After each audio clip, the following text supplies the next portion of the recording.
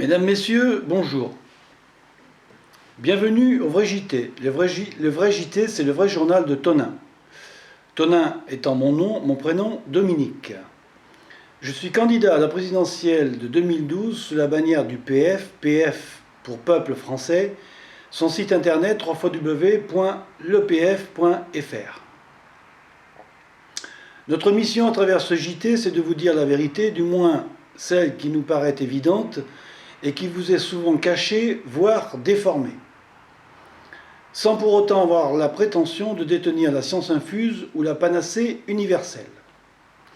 Le thème d'aujourd'hui traitera des 500 signatures.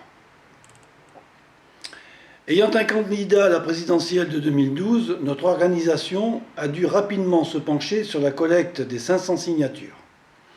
Sésame obligatoire pour aller plus loin dans la course élyséenne. Immédiatement, il nous est apparu que la partie était loin d'être gagnée, pour ne pas dire perdue d'avance.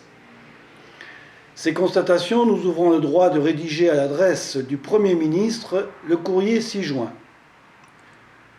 Monsieur, c'est en ma double qualité de secrétaire général du PF et de candidat à la présidentielle de 2012 que je vous adresse la présente requête. Confronté comme tous les candidats à la collecte des 500 signatures, j'ai fait les constatations suivantes où il m'est apparu évident que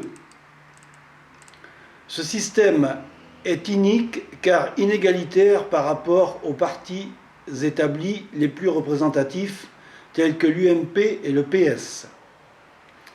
Les maires ne veulent plus accorder leur parrainage de peur d'être catalogués par leurs propres électeurs. La collecte des 500 signatures demande énormément de temps qui ne peut pas profiter à la campagne des candidats qui, pour la plupart, ne bénéficient ni de personnel en nombre, ni de structures suffisantes. Les dépenses liées à cette collecte, prises en charge par les deniers publics, sont un abus non justifié et honteux en période de crise.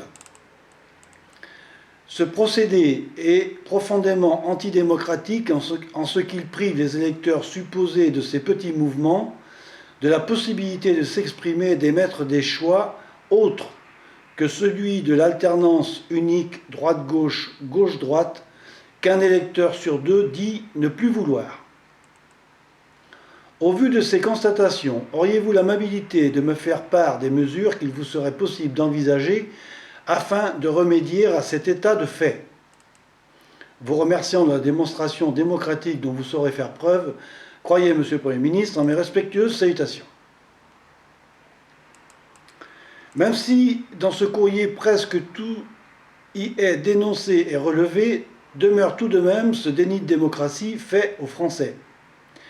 Comme si la droite et la gauche, dans leur alternance unique vieille de 30 ans, semblaient pleinement satisfaits, laissant les autres se dépêtrer avec les 500 signatures impossibles, quand eux totalisent environ 6000 signatures pour leurs amis candidats.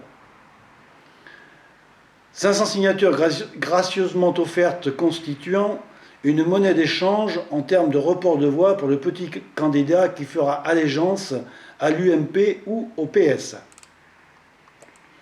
Reste à François Fillon de donner suite ou pas à notre requête, d'autant que d'autres candidats lui ont déjà adressé un courrier pour les mêmes motifs.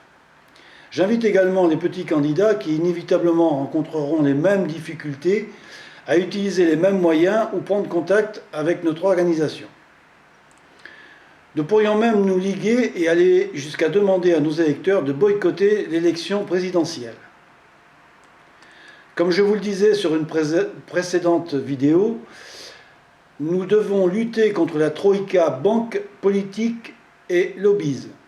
Nous devons aussi exiger du gouvernement une ouverture plus large aux différentes élections pour les petits mouvements et partis politiques qui proposent une véritable alternance à cette alternance unique droite-gauche. L'étymologie du mot démocratie est démos, le peuple, et kratos, le pouvoir. Donc, le pouvoir par le peuple. Par extension, le libre choix offert au peuple.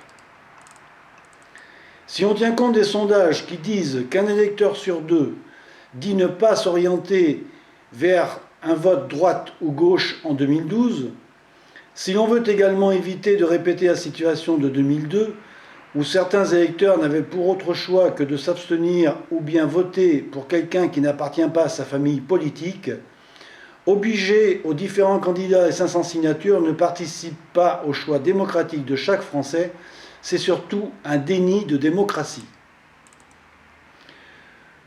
Voilà, messieurs, dames, je vous laisse comme d'habitude à vos méditations et je vous dis à bientôt pour un autre JT, le vrai journal de Tonin. Merci, au revoir.